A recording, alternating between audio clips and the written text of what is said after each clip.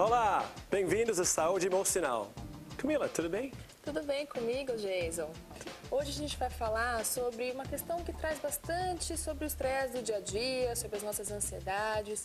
Às vezes a gente fica com muito medo, às vezes a gente tem uma crise de medo e a gente fala que é uma crise do pânico, e a gente acha que está com síndrome do pânico e fica um pouco confuso todos esses conceitos, né, Jason? Pois é, e às vezes achamos que realmente estamos com um problema sério, mas na realidade estamos reagindo ao nosso ambiente. Fatores estressantes. Como ontem, estava tentando dormir e tinha um jogo de futebol, os torcedores saírem a noite inteira buzinando.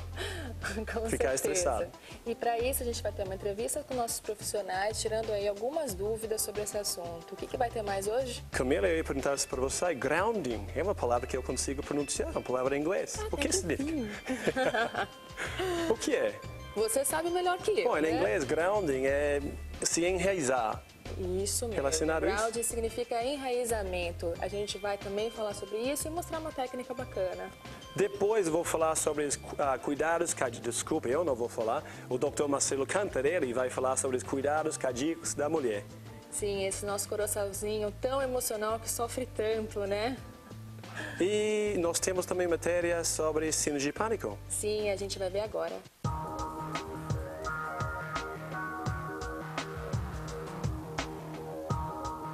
O mundo atual exige que a gente viva rápido demais e, às vezes, não prestamos atenção no que é realmente importante. Mas o corpo pode não suportar este ritmo e dar alguns sinais, como a síndrome do pânico. Ela se apresenta de forma súbita, sem causas visíveis e produz paralisia. Dá um medo terrível e a pessoa não sabe do que. O coração bate rápido, é difícil respirar e o peito dói. Os ataques de pânico muitas vezes são confundidos com alguma doença cardíaca, gerando ainda mais pânico.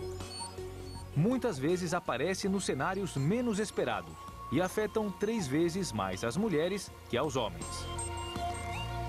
O medo pode ter um impacto profundo na vida de uma pessoa, tomando o controle e causando incapacidade.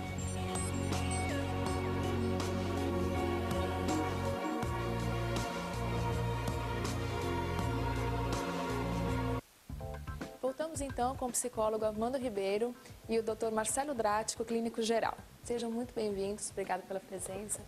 Fica um pouco confusa essa questão de crise de pânico, um medo excessivo, síndrome do pânico realmente. Podia, Dr. Marcelo, diferenciar um pouco isso pra gente?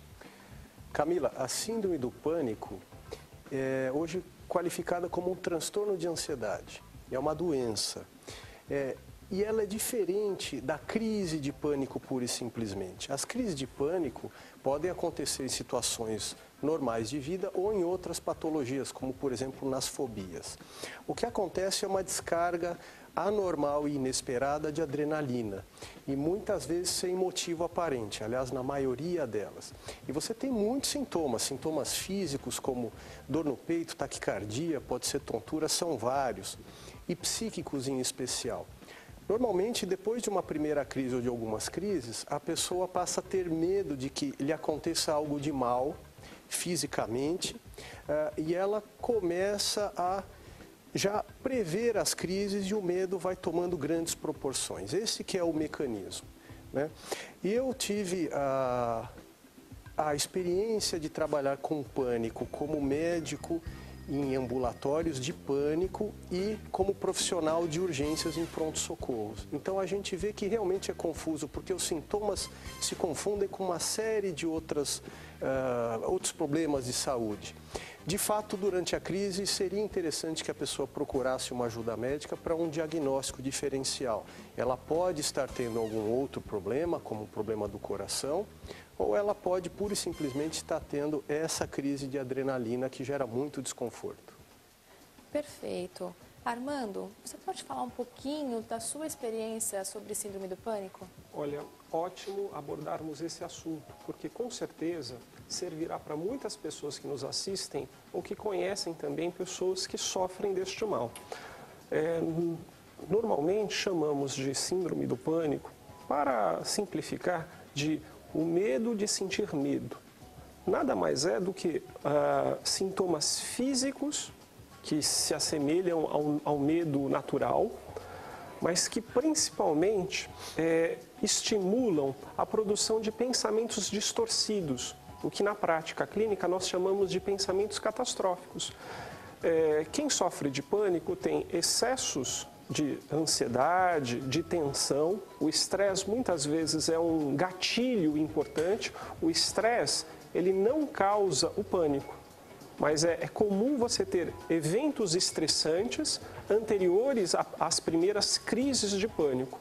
Então, no consultório, vamos abordar tanto a prática de redução de estresse, para diminuir esses gatilhos, quanto também a reestruturação cognitiva, ou ensinar os nossos pacientes a perceberem a importância da sua percepção dos pensamentos sobre as reações físicas e lidar melhor com eles. Perfeito.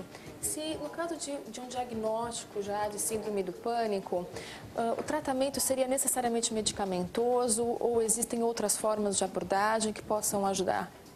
Camila, o tratamento é multifatorial e de preferência multiprofissional.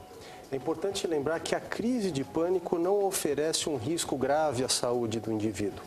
Mas a síndrome do pânico não tratada é considerada hoje um importante fator de risco para doenças cardiovasculares, doenças do coração em especial.